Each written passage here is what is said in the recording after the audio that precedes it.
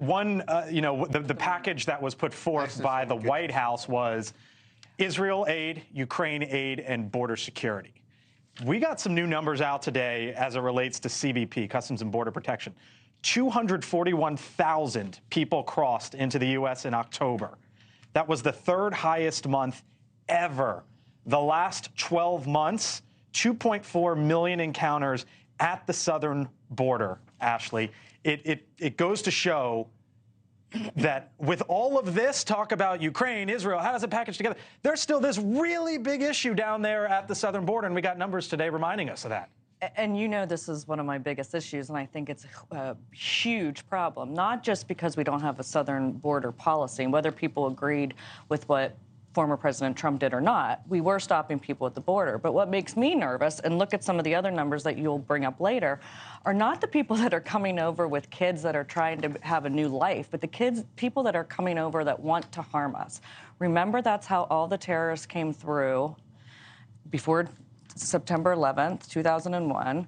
And that's how people look at the countries that are coming across now. I mean, you've got Syria, Egypt. I know you're going to disagree with me on this, but you have a lot because we disagreed last time. Rebuttal. But there are a lot of people coming across this border that should not be coming across the border that want to hurt us.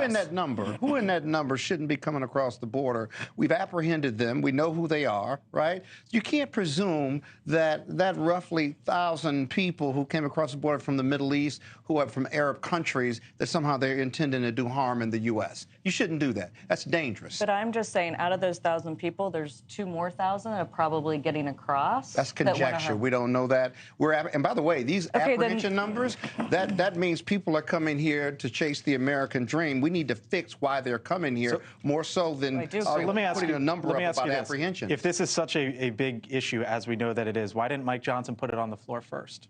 Because there's some conservatives who are saying he should have. Yeah, absolutely. And I think that if you talk to our presidential candidates if you talk to Nikki, her #1 issue that she hears is the border and the economy. And they're interchangeable. So people care about this issue right now. Chris, last word to you. Well, I mean, the best, I want to quote my friend and colleague Jonah Goldberg, my preference for the U.S. immigration policy is to have one, because we don't have one. And it's a bipartisan failure that Congress has not delivered on what 60 or 70% of Americans want, which is enforcement combined with a pathway to citizenship for those who are here illegally.